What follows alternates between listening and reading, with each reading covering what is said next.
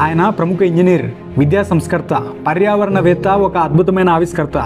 ఇవన్నీ చెప్తుంటే ఆయన ఎవరో గుర్తుకు రావడం లేదు కదా. 3 Idiots సినిమాలో అమెరికన్ క్యారెక్టర్ ఉంది కదా, ఆ క్యారెక్టర్ను నేను ఇందాక చెప్పిన వ్యక్తిని ఇన్స్పిరేషన్గా తీసుకునే ఆ సినిమాలో పెట్టారు. ఆయనే లడఖ్కు చెందిన సోనం వాంగ్చుక్. స్వగ్రామంలో స్కూల్ లేక 9 ఏళ్ళు వచ్చే వరకు ఆయన తల్లి వద్దే ప్రాథమిక అంశాలను నేర్చుకున్న వాంగ్చుక్ పెద్దయ్యాకైనా బాగా చదివి మెకానికల్ ఇంజనీర్ అవ్వాలని ఆశపడ్డ వాంగ్చుక్కు, నువ్వు మెకానికల్ ఇంజనీరింగ్ చదివితే నేను ఫీజు కట్టను అని ఆయన కన్న తండ్రే ఆయన చదువుకు మోకాలు అడ్డేసినారు. అయినప్పటికీ పట్టుదలతో పిల్లలకు ట్యూషన్లు చెబుతూ సొంతంగా డబ్బులు సంపాదించి NIT శ్రీనగర్ నుండి మెకానికల్ ఇంజనీరింగ్ పూర్తి చేసిన విద్యావంతుడు సోనం వాంగ్చుక్.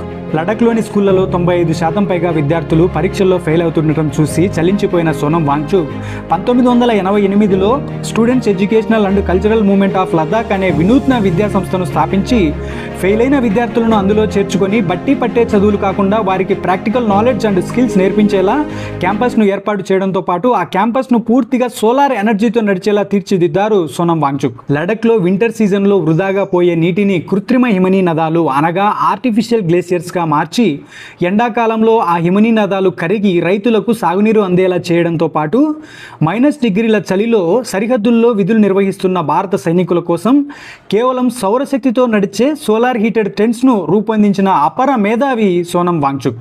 లడఖ్లోని పర్యావరణాన్ని కార్పొరేట్ శక్తుల నుండి కాపాడటానికి లడాఖ్కు ప్రత్యేక రాష్ట్ర హోదా కల్పించాలని డిమాండ్ చేస్తూ భారీ ఉద్యమాలు చేపట్టిన వాంగ్చుక్ను ప్రభుత్వం నేషనల్ సెక్యూరిటీ యాక్ట్ కింద కేసు నమోదు చేసి 170 రోజులు జైలులో పెట్టినప్పటికీ విశ్రమించని వాంగ్చుక్ దేశవ్యాప్తంగా సంచలనం సృష్టించిన నీట్, UGC నెట్ పేపర్ లీకేజీలు, విద్యా వ్యవస్థల్లోని లోపాలను ఎత్తి చూపుతూ విద్యాశాఖ మంత్రి రాజీనామా చేయాలనే డిమాండ్తో యువత తరపున నిరాహార దీక్ష కూడా చేపట్టిన రామన్ మెగ్సెసే అవార్డు గ్రహీత సోనం వాంగ్చుక్.